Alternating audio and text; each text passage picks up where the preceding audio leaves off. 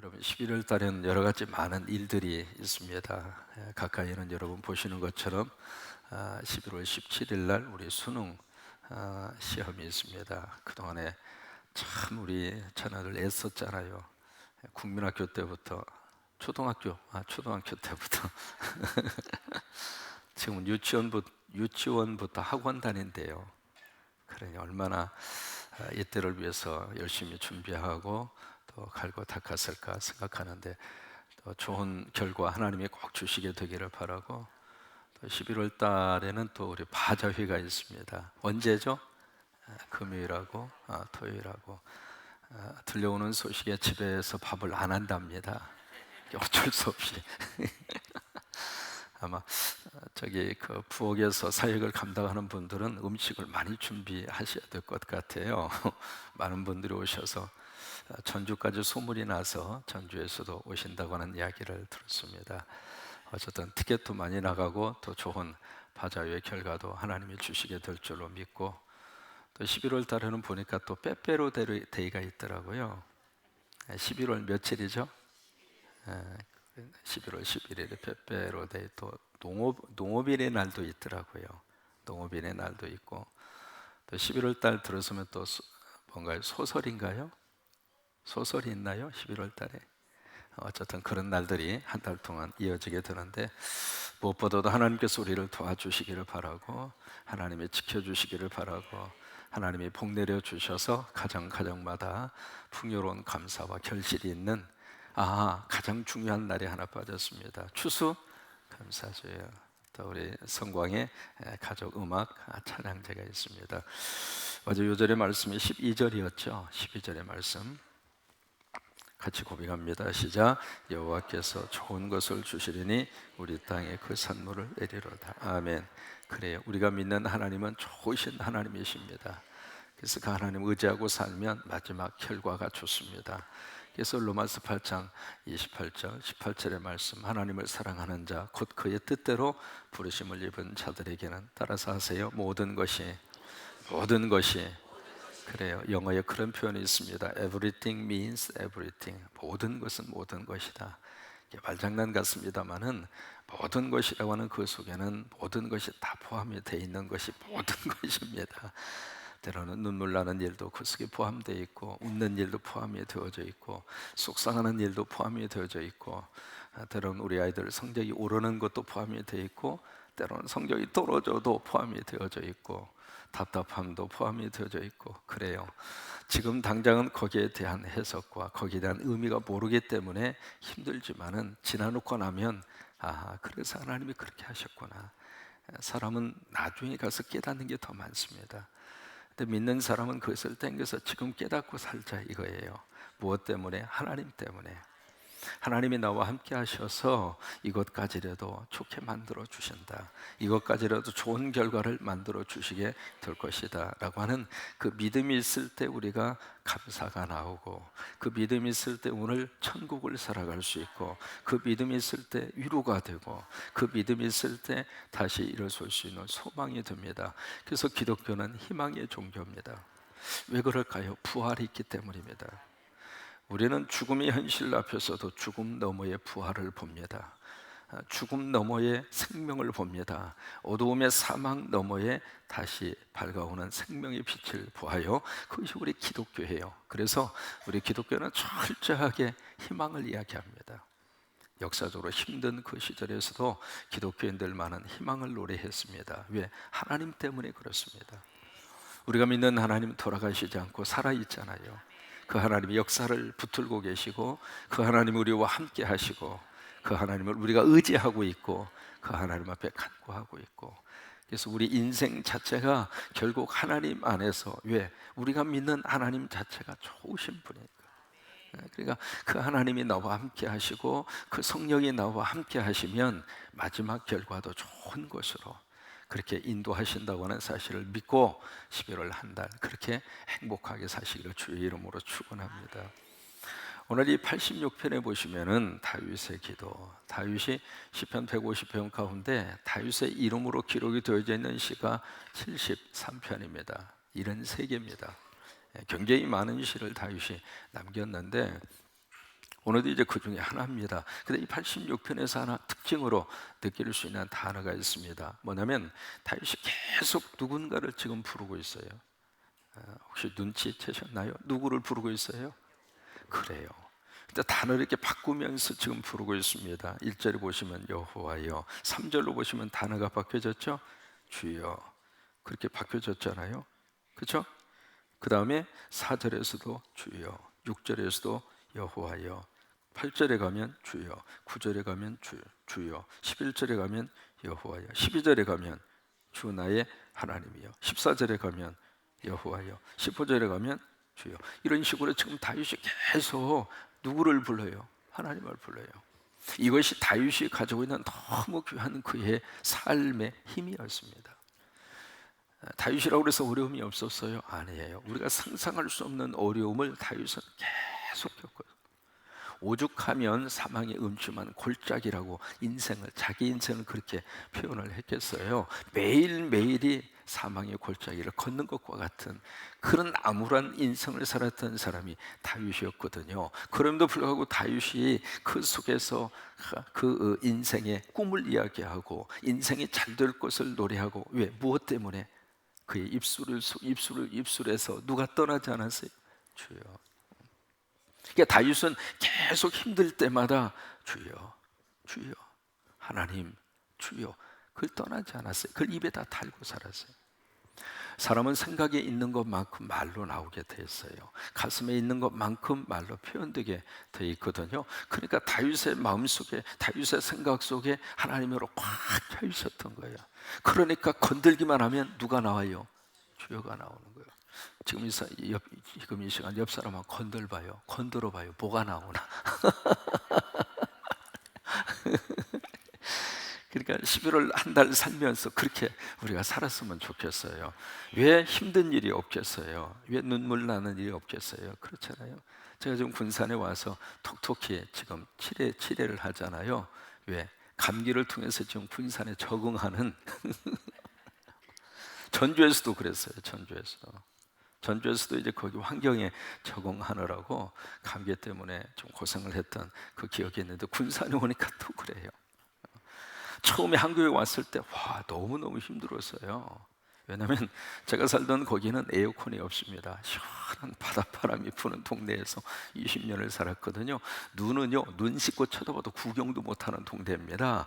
영하로 떨어진 적이 한 번도 없었어요. 항상 너무너무 추운 환경. 그런 속에서 20년을 살다가 한국에 오니까 너무 추워요. 참고적으로 저는 내복을 못 입습니다. 내복을 입으면 답답해가지고요. 저는 겨울에 내복 안 입어요. 지금도 내복 안 입었어요. 내복을 입어본 적이 없어요. 아니 무슨 내복을 입고 삽니까? 근데 이제 한국에 오니까 춥긴 춥지, 내복은 입으면 답답하지, 견딜 수가 없는 거예요. 입어보지 않았기 때문에. 근데 영하 그냥 몇 도씩으로 팍팍 떨어져 내려가는데 견딜 수가 있어야죠. 여러분, 그렇다 하더라도 주여 하고 이겨내는 거예요. 그러니까 어떤 일이 우리 앞에 닥친다 할지라도 누구를 불러요? 누구를 불러요? 그래요. 우리 아이 앞에 큰 돌멩이가 있어요. 아빠가 아이에게 말합니다. 얘야, 아빠 그 돌멩이 치워봐. 그래. 그래서 이 아이가 그 돌멩이로 치우려고 아주 킹킹댑니다. 근데 돌멩이가 너무 큽니다. 그러니까 얘가 이렇게 해도 안 되고 저렇게 해도 안 되고, 아빠 안 돼, 해봐. 알았어 아빠. 막 킹킹댑니다. 그런데 안 돼요. 아빠 안 돼. 그래도 다시 해봐. 그래도 애가 막 킹킹대요. 안 돼요. 아빠 아무리 해도 안 돼. 그러니까 아빠가 아니야, 네가 한 가지 안 한 방법이 있어. 뭔데? 아빠 이렇게도 해보고 저렇게도 해보고 발로 차보기도 하고 내 나름대로 다 했는데 아무리 해도 안 돼. 아니야, 네가 한 가지 방법을 아직 안 했어. 아빠 그게 뭔데? 아빠한테 부탁 안 했잖아. 그래요. 자기 힘으로는 안 되지만은 아빠가 도와주면 금방 되잖아요. 그러니까 그 애가 자기 나름대로는 열심히 했지만은 아빠에게 도움을 요청하지 않았다고 하는 거예요. 그런 것처럼 다윗은 힘들 때마다 계속 입에다가 주여를 달고 살았어요. 주여를. 우리가 힘들면 자꾸 원망이 나옵니다. 주변 상황이 어두워지면 자꾸 남의 탓을 합니다.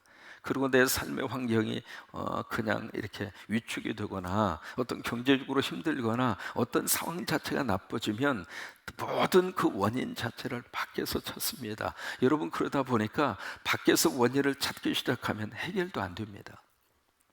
그러면 더 속이 더 상해요. 속상하는 것만큼 내 인생이 불행하다고 생각을 해요. 그런데 참 우리가 은혜를 받고 예수 그리스도의 말씀 속에 거하면 모든 것을 어디에서 찾는가? 여기서 찾아요. 여기서. 그런데 보세요, 내 안에 성령의 은혜가 충만하면 다른 것은 안 바뀌어도, 다른 것은, 다른 환경은 그대로 있어도 내 안에 성령의 역사가 충만하면 다 바꾸게 보입니다. 어느 날 남편이 은혜를 받고 옵니다. 아내가 그렇게 사랑스럽습니다. 아내가 바뀌어진 거 아니에요. 누가 바뀌었어요? 내가 바뀐 거예요.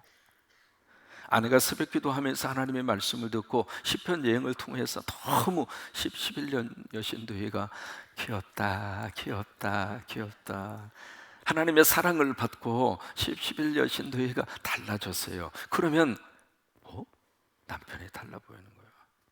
너무 늠름한 사람으로 바뀌어요. 꼭 참목사님처럼 보이는 거예요.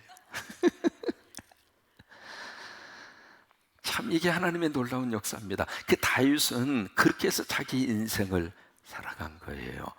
자기 힘으로는 너무 힘들었지만은 주여를 부르면서 예수님으로 상황을 해석하고 예수님으로 상황을 바라보고 하나님으로 그 상황을 이겨내고, 그래서 그 입술 속에서 계속 누구를 불렀어요?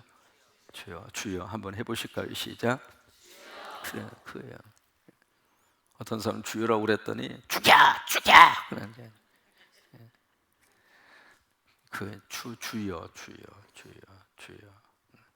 다윗은 그래서 이 86편 속에 계속해서, 왜냐하면 지금 다윗의 이 상황 자체가 그렇게 좋지가 않아요.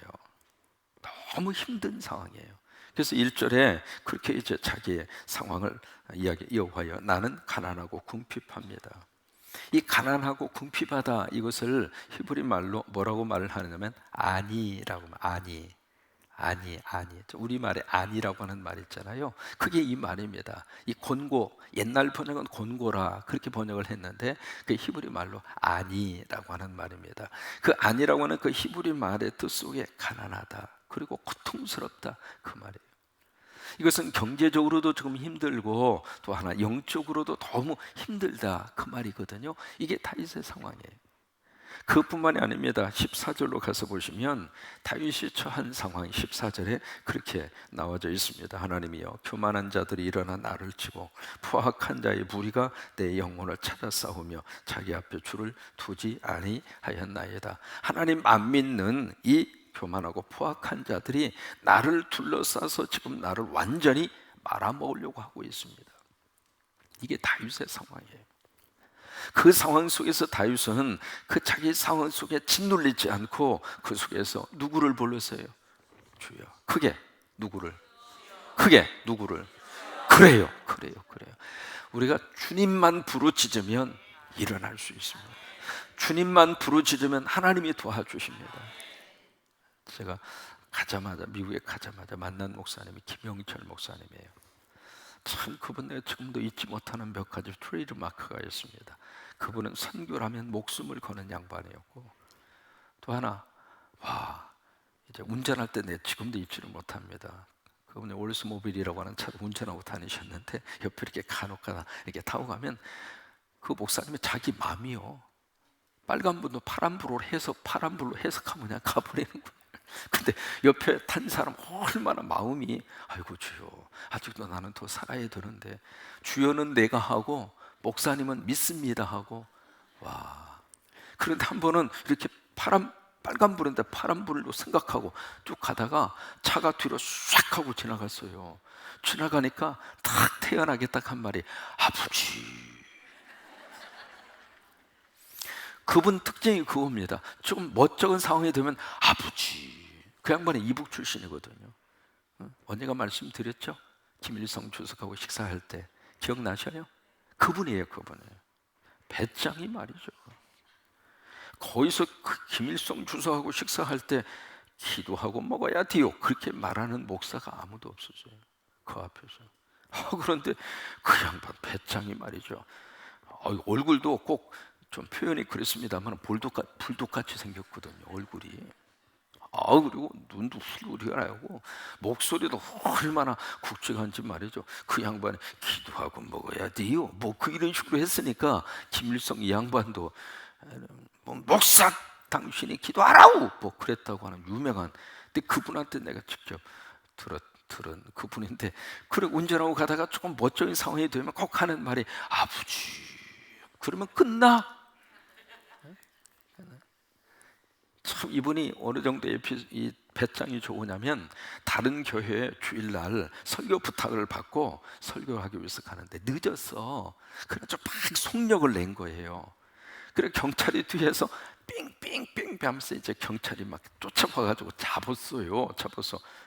어이, 무슨 일로 이렇게 속도를 내시고 가십니까? 그러니까 이 목사님이 영어를 그렇게 유창하게 한 건 아닌데 그래도 잘 하세요. 내가 지금 하나님의 시간에 쫓겨서 가고 있다고. 그래 경찰이 지금까지 근무하면서 하나님의 시간에 쫓겨서 속도 낸 사람은 한 사람도 못 만났거든. 그래서 고개를 갸우뚱갸우뚱 거리면서 하나님의 시간이 뭐냐고. 그러니까 내가 어느 교회 설교하기 위해서 가는 목사인데 예배 시간 늦어서 내 그 하나님의 시간에 맞추려고 지금 속도 내다 보니까 그렇다고. 그랬더니 경찰이 그러냐고. 그랬더니 앞으로 그 사이카 있잖아요, 사이카 그걸 탁 앞으로 가더니 자기가 에스코트로 하는 거예요. 그래가지고 그 교회까지 데려다 준 거예요.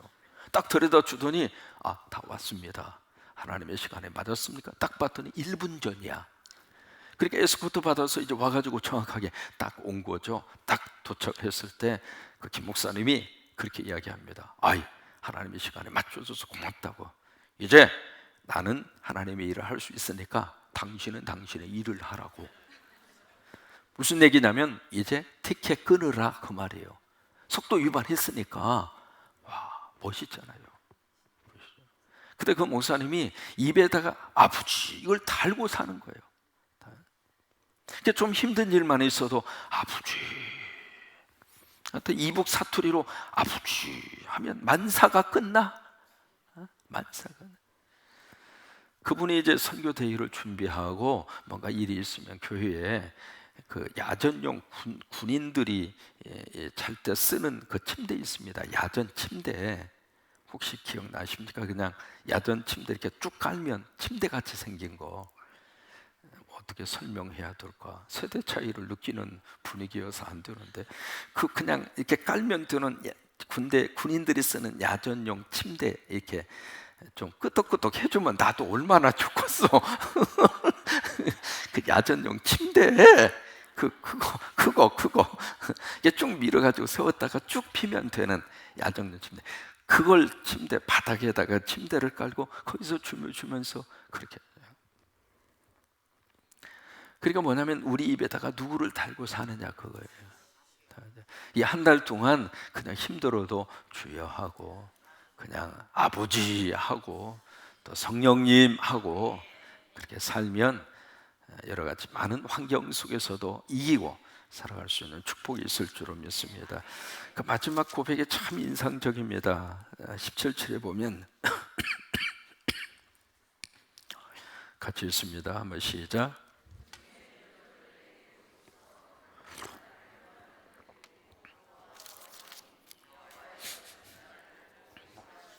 마지막 고백이 너무 감사해요. 여호와여 주는 나를 돕고 위로하시는 이신이다. 이게 히브리서 13장 6절에도 같은 말이 나옵니다.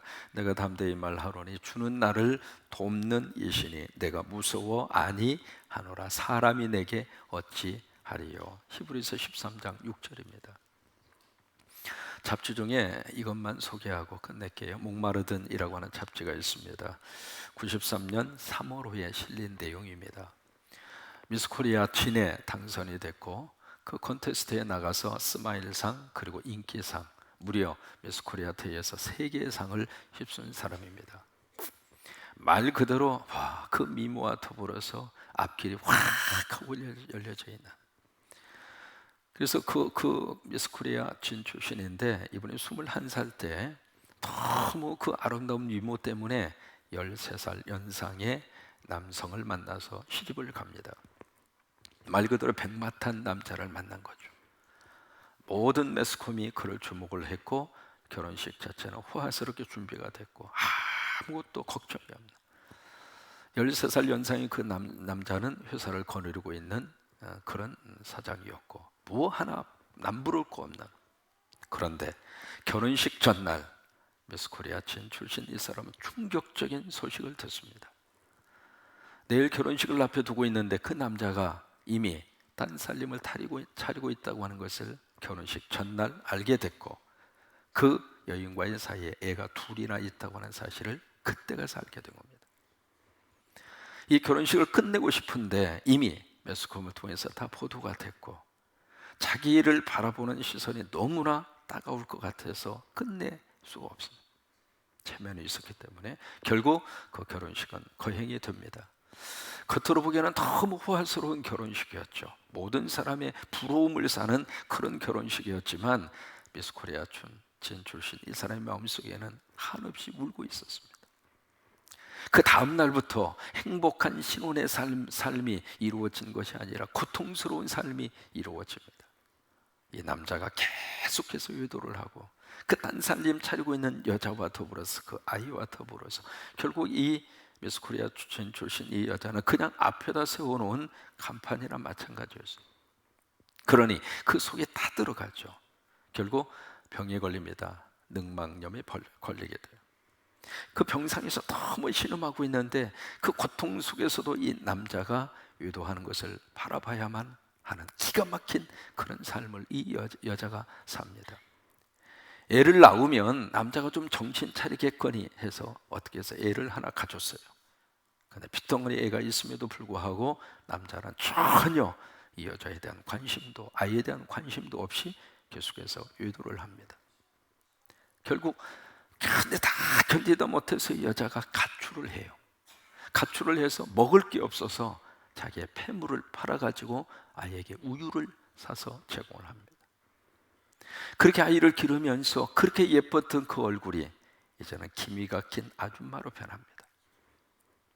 이제 먹고 살아야 되겠고 그래서 뭘 할까 생각하다가 룸살롱을 차려요.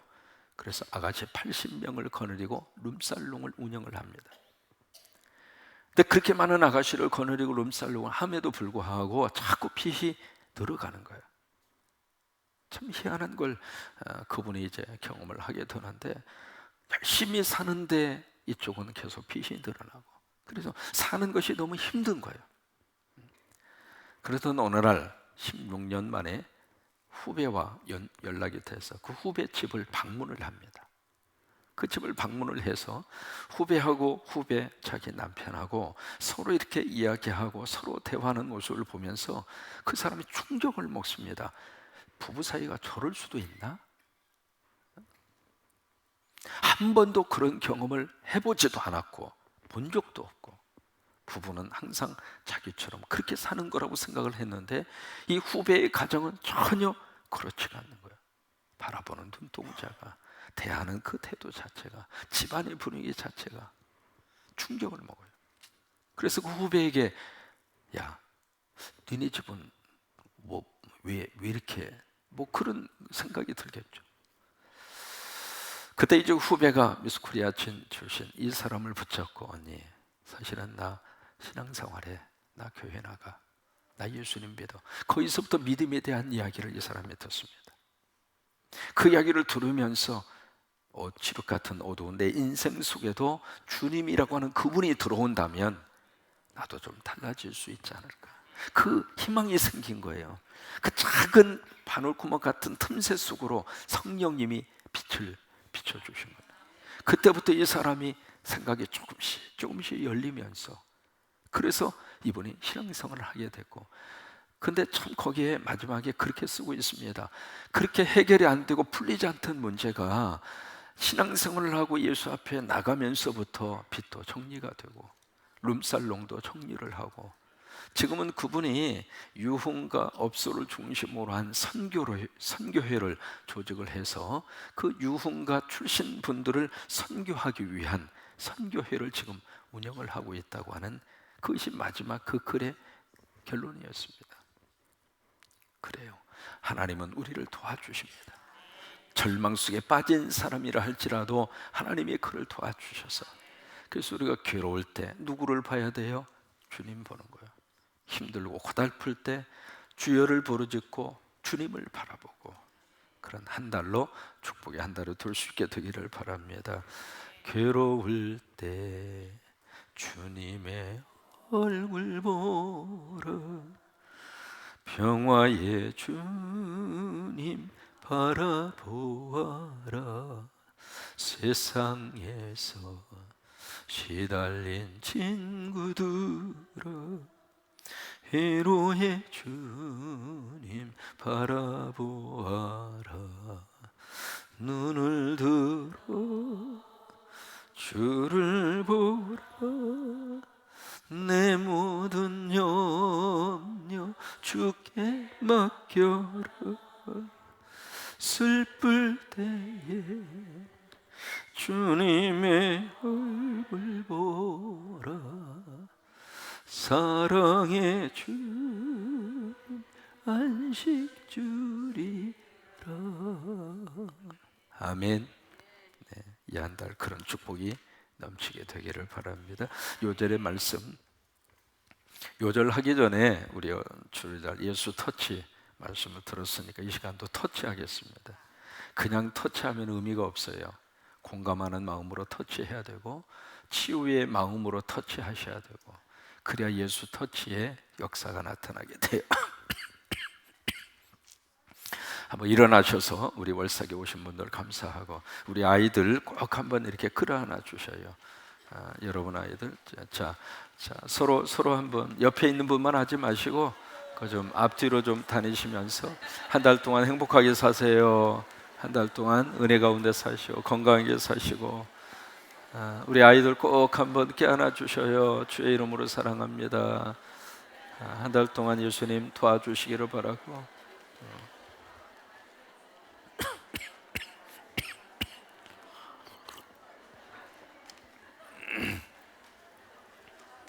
벌써 끝났어요?